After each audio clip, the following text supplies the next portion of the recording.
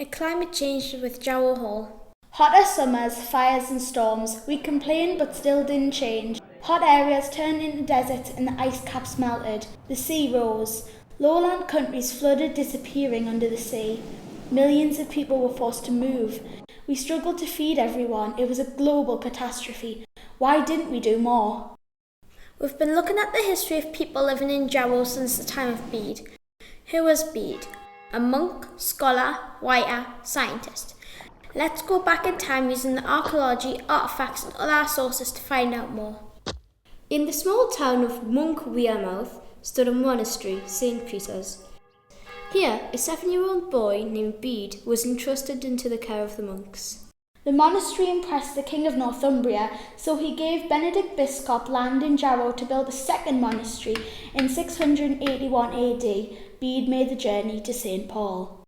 St. Paul's monastery grew to hold one of the biggest collections of books in Europe. Bede studied the library and looking at the world around him. He wrote about history and science. These books were written on vellum made from calfskin. Monks raised cows to make vellum. They also grew wheat, ate vegetables like cabbage and carrots, fruit like blackberries. They ate fish, chickens, and, although they weren't supposed to, the bones found at Jarrow Hall show the monks enjoyed beef sometimes. Things were made in people's homes or small workshops. There was little waste. The population grew slowly. Little changed in terms of people's impact on the planet until the agricultural and then the industrial revolution. From the 18th century, technology developed quickly. People began making things in factories instead of their own homes or small shops. Eventually, wind and water-powered machines were replaced with coal-powered combustion engines. With increased demand for coal, mining boomed through the 20th century. When coal burns, it releases carbon dioxide. So what? Carbon dioxide is a greenhouse gas. It traps heat from the sun in the atmosphere, gradually warming the planet. Even more fossil fuels were burned when we moved to oil. Emissions grew and grew. We've known about the threat of global warming since the 1950s, but turned a blind eye to the science.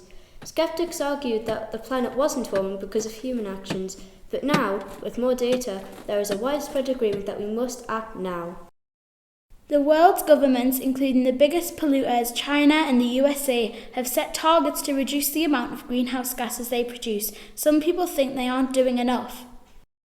It can feel like we as individuals don't have the much power to change, but small actions add up.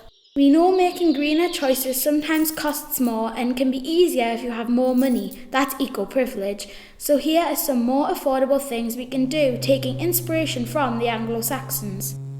Waste less. Where possible, say no to single-use stuff. Be like the monks who reused things, mended them. Think about the ways to buy and use less stuff. Buy second-hand or even borrow. This is even better than recycling, although that's still important. Eat for the planet. Eat more fruit and veg. Cows produce lots of the greenhouse gas methane. Could you go veggie one day a week? It would be great if we could eat more seasonal, locally produced foods like the monks, because it would mean less carbon dioxide emissions from lorries and planes. Think about travel. For shorter journeys, can you walk or ride a bike? Get a bus or metro. If you have to go by car, can you share a ride? Keep learning about climate change. This helps us to make sure people in power stick to their climate promises and find new ways to help. Together we can make a difference.